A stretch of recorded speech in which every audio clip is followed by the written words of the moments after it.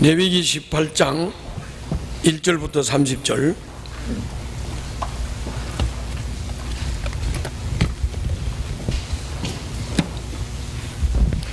레위기 18장 1절부터 30절. 다 찾았습니까? 네. 자, 저를 보세요.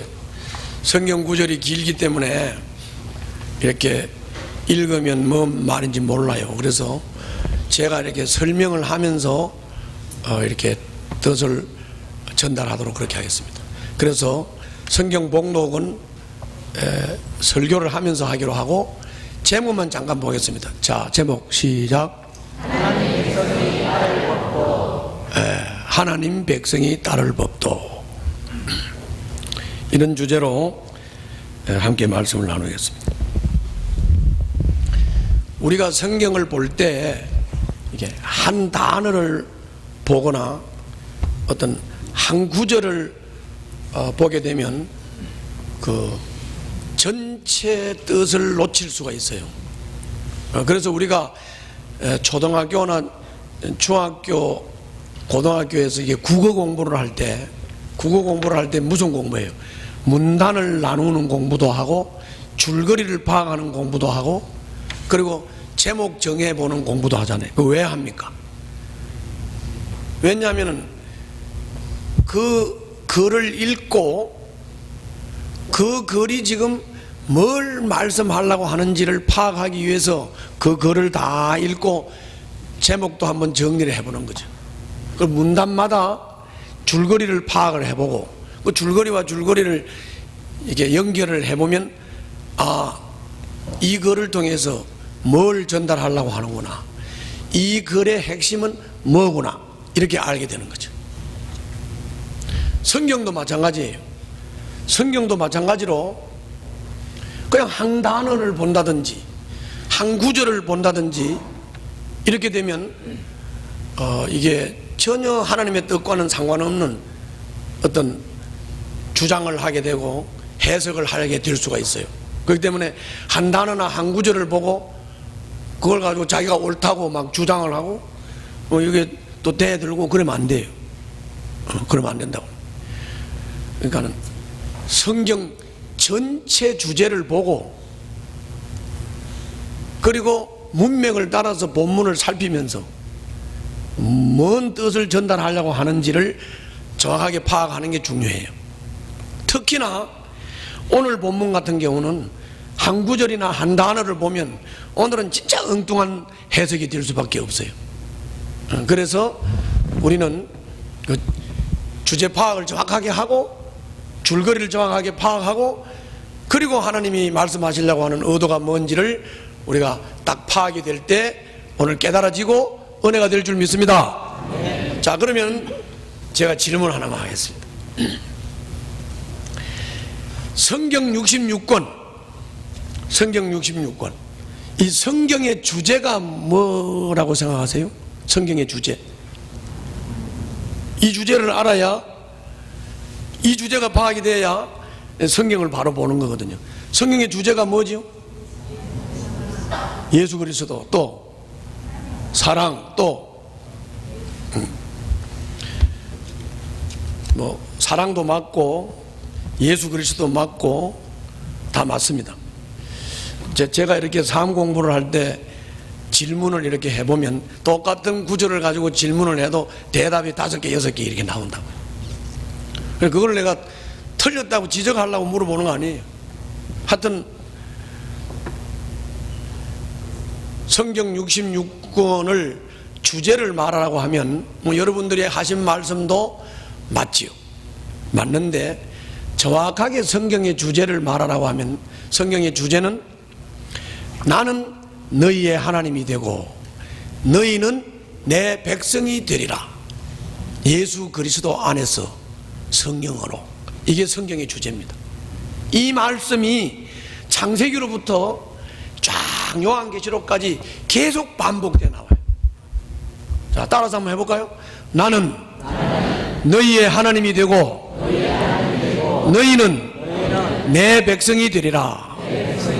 예수 그리스도 안에서 성령으로 그러면 이 말은 뭔 말입니까? 우리가 하나님의 백성이 되려면 예수 그리스도 안에 들어가야 되죠. 다시 말하면 예수 영접해야 되는 거고, 그리고 예수를 영접한 사람은 성령의 인도를 받게 돼 있고요. 성령의 인도를 받는 하나님의 백성은 바로 주군이 누구냐? 주군이 하나님이시다 그 말이에요. 뭐 감동이 안 돼요? 나는 너희 하나님이 되고 너희는 내 백성이 되리라. 그리스도 안에서 성령으로. 이게 이제 성경의 주제예요. 자, 이 성경의 주제를 가지고 그 주제 안에서 이제 오늘 레위기 18장을 말씀을 좀 함께 나누려고 합니다. 먼저 레위기 18장에 1절 2절 한번 보시겠습니까? 자, 1절 2절 다 같이 읽겠습니다. 시작. 여호와께서 모세에게 말씀하셨다. 너는 이스라엘 자손에게 말하라. 그들에게 이렇게 얘기하라. 내가 주 너희의 하나님이다. 자, 여기도 똑같은 말이죠. 나는 너희 하나님이 되고 너희는 내 백성이 되리라 하고 똑같은 말이죠. 내가 주 너희의 하나님이다. 내가 주 너희의 하나님이다. 여기에만 나오는 게 아닙니다. 자, 4절을 한번 가서 보겠습니다. 4절 설명을 한 다음에 끝에 말씀했어요, 안 했어요? 다시 한번 따라서 해봅시다. 내가 주 너희의 하나님이시다. 분명히 말씀했어요. 거기만 말씀하신 게 아니고 또 6절을 보세요. 6절도 앞에서 설명을 한 다음에 끝에 뭐라 그랬어요? 나는 주다. 21절로 가서 보겠습니다. 21절도 앞에 설명을 하고 끝에 가서 뭐라 그랬어요? 나는 주다. 30절로 가서 보겠습니다. 자, 30절 거기도 설명을 다 한 다음에 마지막에 뭐라 그랬습니까? 내가 주 너희의 하나님이다. 자, 다시 한번 따라서 합시다. 내가 주 너희의 하나님이다. 여기서 주라고 하는 것은요, 여기서 주라고 하는 것은 한문으로 이렇게 되어 있어요. 여기에 무슨 주자지요? 주인 주자예요. 주인 주자. 주인 주자. 그러면 내가 주 너희의 하나님이다. 내가 주다. 내가 주 너희의 하나님이다. 이 말은 뭔 말이냐면 내가 너희들의 주인이다 그 말이죠. 내가 너희들의 주인이다 그런 말이에요. 내가 너희들을 소유했다. 내가 너희들의 주인이다. 그러면 우리가 왜 하나님의 말씀을 순종해야 되죠? 주인이 말씀하셨으니까. 주인이 말씀하셨으니까 순종하는 거죠. 왜 우리가 명령을 지켜야 되고 주님의 인도를 받아야 되고 주님의 다스림을 받아야 됩니까? 주인이 따라오라고 하니까 따라가는 거죠. 아멘? 그런 겁니다. 우리가 주인을 잘못 만나면 큰 고생을 합니다. 뭐라고요? 그 가장이 신동산하면 가족이 고생하듯이 주군을 잘못 만나면 큰 고생을 합니다. 큰 고생을 합니다. 주군을 오해를 해가지고 우상을 섬기는 사람들, 이런 사람들은 우상의 퇴폐적인 문화, 음란한 문화, 문란한 문화의 영향을 받으면서 인생을 문란하게 사는 겁니다. 문란하게 사는 겁니다. 주군을 잘 정해야 돼요. 우리가 대통령을 잘 뽑아야 나라가 흔들리지 않고 그 대통령을 통해서 국민들이 은혜를 누리고 평안을 누리는 것과 똑같은 거예요. 똑같은 거예요. 그런데 우리의 주인이시고 우리의 주군이신 하나님은 천지 만물을 창조하신 창조주 하나님이시고 생명과 화복을 주관하시는 하나님이시기 때문에 우리는 그분을 따르고 그분의 윤례와 그분의 명령을 따라서 가게 되면 우리는 그분으로부터 엄청난 은혜와 혜택을 받아서 누리게 되는 줄로 믿습니다. 그러므로 우리는 주군을 따라가야 된다. 주군을 따라가야 된다. 주님의 다스림을 받아야 된다. 그런 말이에요. 두 번째 얘기입니다. 자, 두 번째 얘기는 1절부터 5절까지를 같이 읽겠습니다. 자, 1절부터 다 같이 읽겠습니다. 5절까지 시작. 자, 1절부터 5절에서 두 가지를 좀 점검할 게 하나 있어요. 자, 3절을 보세요. 자, 3절을 보면 너희가 살던 어디? 이집트 땅에 뭘 따르지 말아요? 풍속을 따르지 말아라. 그리고 그 다음에 이제 내가 너희들을 이끌고 갈 가나안 땅, 거기 가가지고도 어떻게 하라고요? 그들의 풍속을 따르지 말고 그들의 규례를 따라 살지 말아라. 그러면서 앞뒤로 계속 강조하는 게 내가 너에게 명령한 규례와 법도를 지키라, 이 말입니다. 자, 저를 보세요.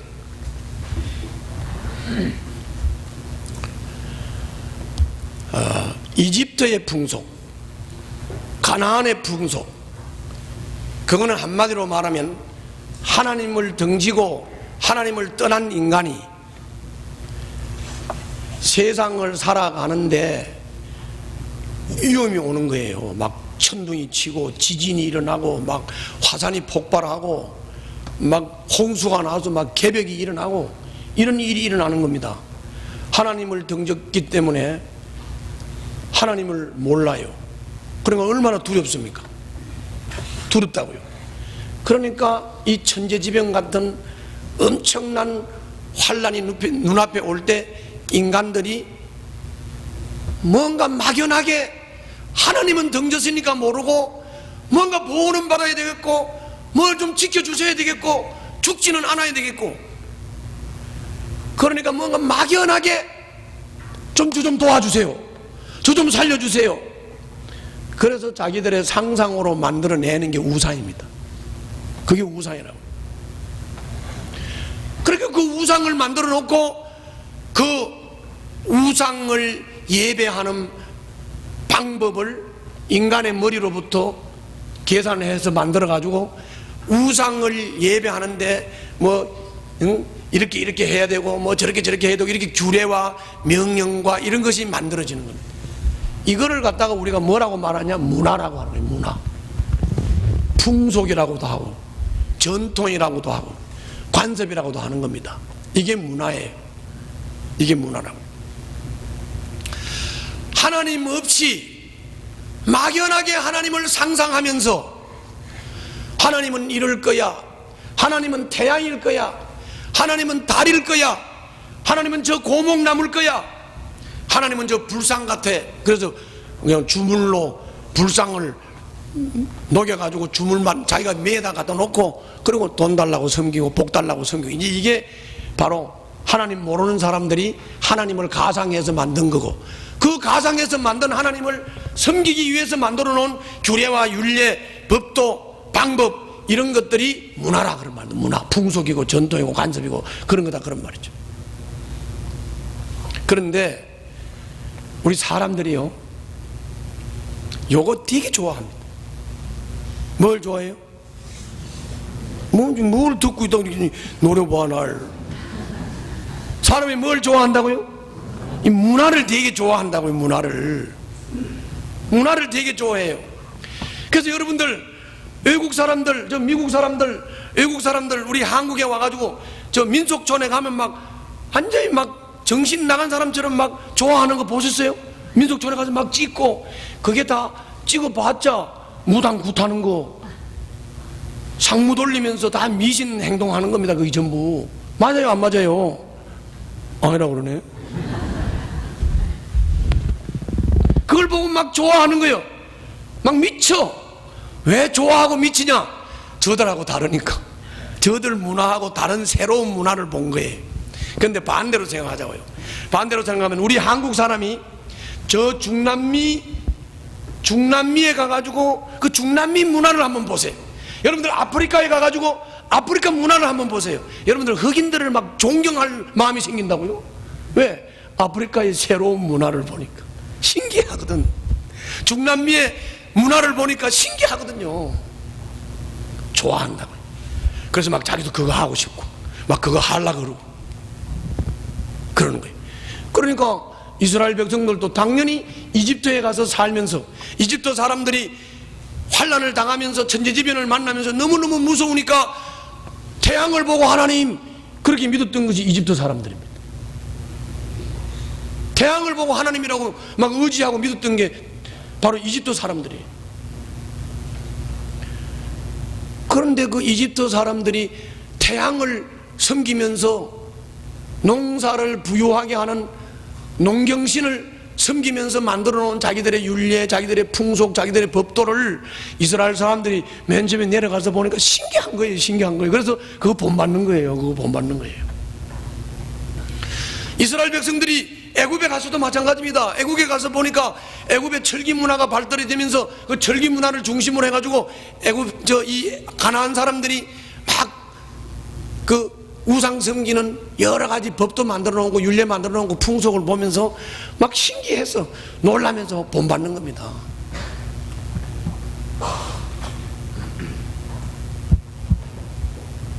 사람이 굉장히 좋아해요. 그거요. 굉장히 좋아한다. 그게 이제 문화라는 이름으로 전통이라 풍속이다 관습이라고 하는 이름으로 사람이 그거 굉장히 좋아한다. 굉장히 좋아한다.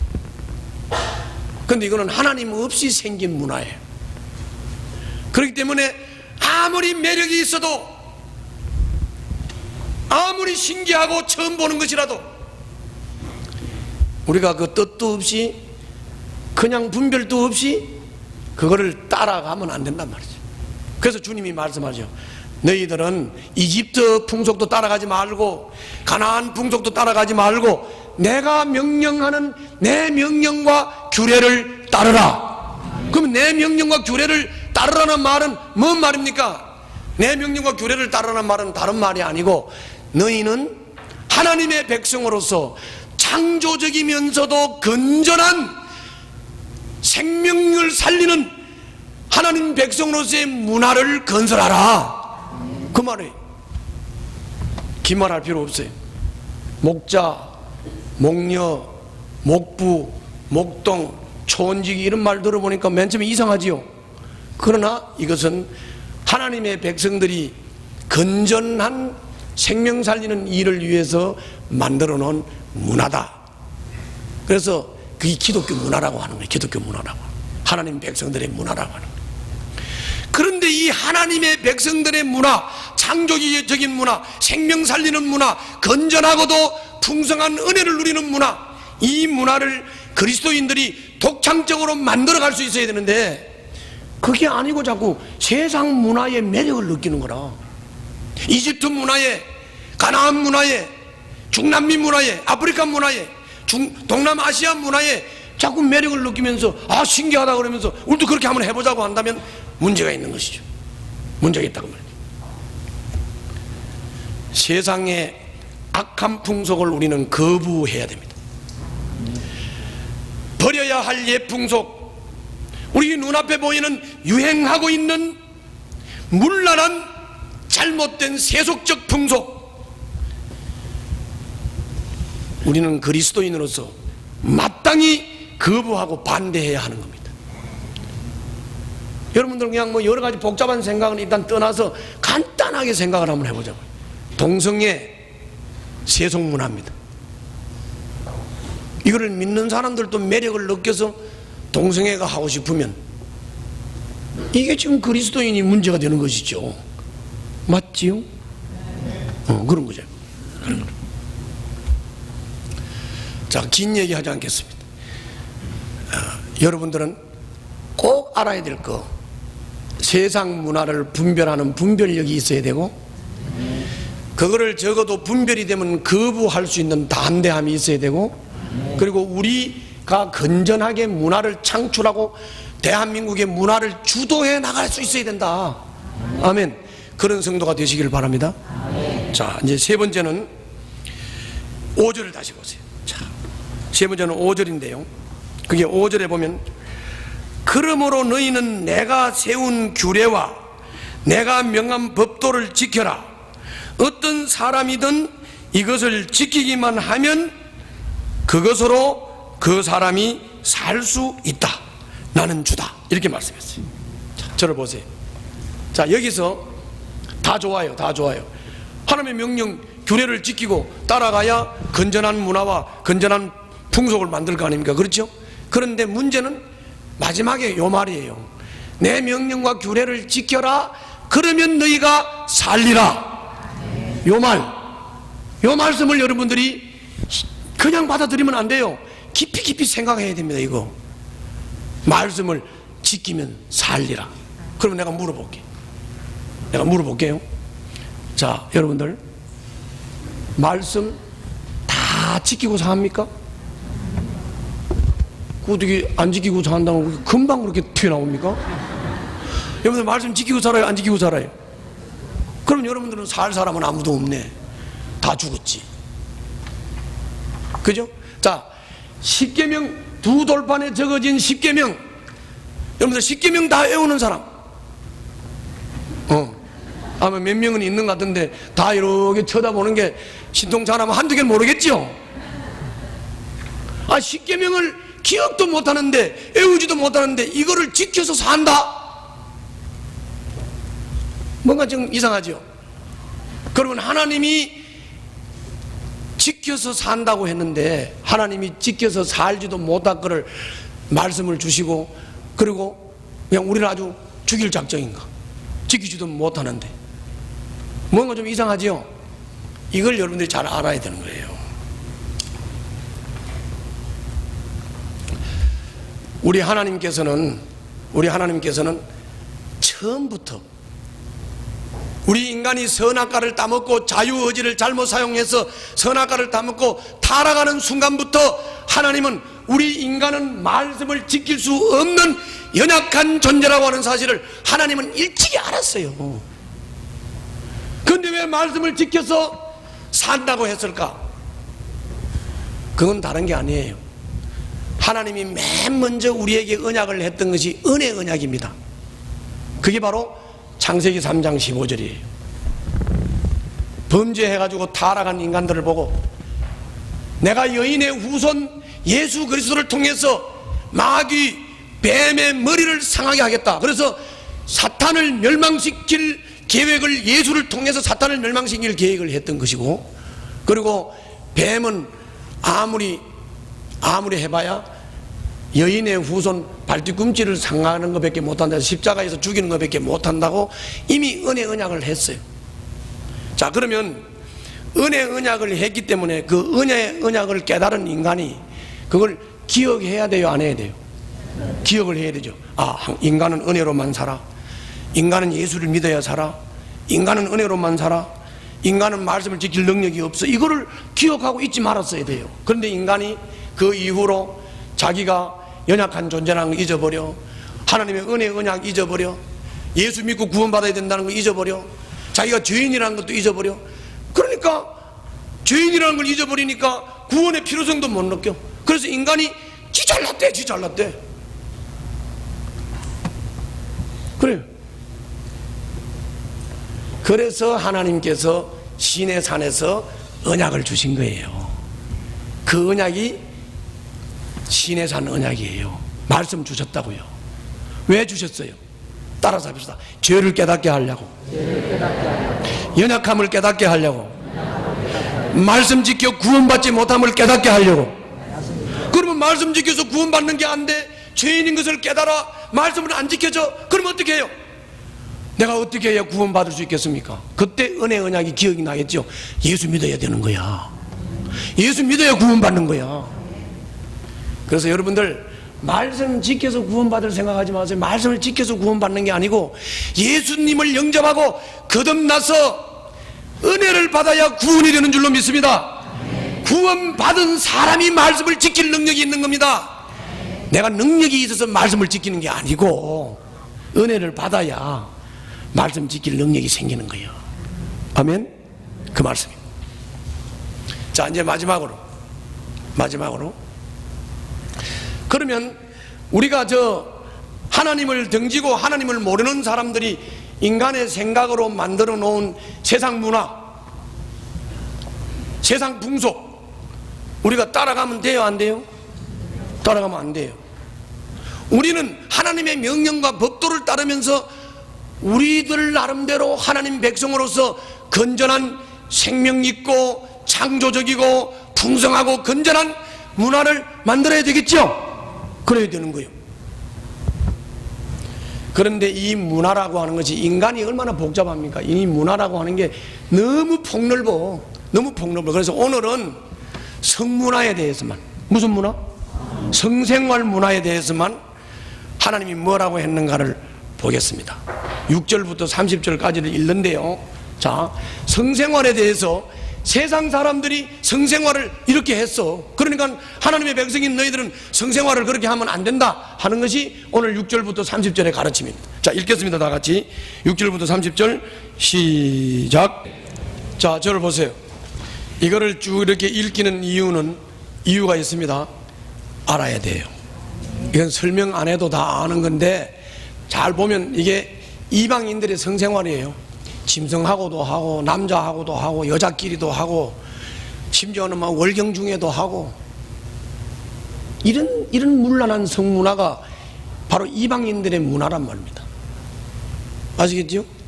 그러니까 계속 지금 하는 말씀이 뭐예요? 너희는 그렇게 하지 말라는 거예요. 너희들은 그렇게 하지 마라. 너희들이 그렇게 문란한 성생활을 함으로 너희들이 스스로를 더럽히고 너희들이 스스로 더럽혀지면서 어떻게 되느냐? 땅도 더러워진다. 그러므로 땅이 토해낸다. 그래서 가나안 일곱 족속을 하나님이 이스라엘 백성들을 가나안 일곱 족속을 쫓아내고 이스라엘 백성들이 가나안에 가서 점령하는 이유는 다른 거 아니에요. 가나안 백성들이 음란한 성생활을 했기 때문에 쫓아낸 거예요. 토해낸 거예요. 그리고 이스라엘 백성들이 점령한 거라고요. 그러면 마찬가지입니다. 우리나라도요, 정신 차리지 않고 이렇게 문란한 성생활을 하고 문란한 삶을 살게 되면 여러분들 이 나라 망합니다. 토해내도 할 말이 없어요. 스스로 더럽히고 땅이 더러워지면 그냥 땅이 토해내버린다. 그 말씀이잖아요. 그렇죠? 그래서 정리해서 말씀을 드리면 주군이신 우리 하나님 그냥 겸손하게 따라갑시다. 그리고 세상 문화 여러분들 뭐 드라마 보면서 막 매력이 느껴집니까? 그게 매력이 느껴지면 여러분들의 그리스도인의 정체성을 점검해 보세요. 세상 사람들 하는 짓이 매력이 느껴집니까? 그리스도인의 정체성을 점검해 보세요. 따라가면 안 돼요. 분별하고 거부해야 됩니다. 그리고 우리는 그걸 지킬 능력이 없다고 그랬잖아요. 그렇기 때문에 무한히 은혜를 구해야 돼요. 예수님을 믿고 예수님을 의지하며 은혜를 구해야 돼요. 할렐루야. 네. 그리고 이런 세상의 문란한 이런 성문화를 우리는 거절할 수 있어야 돼요. 거기에 매력을 느끼면 그건 정체성에 혼란이 온 사람이 문제가 있는 거예요. 기도합시다.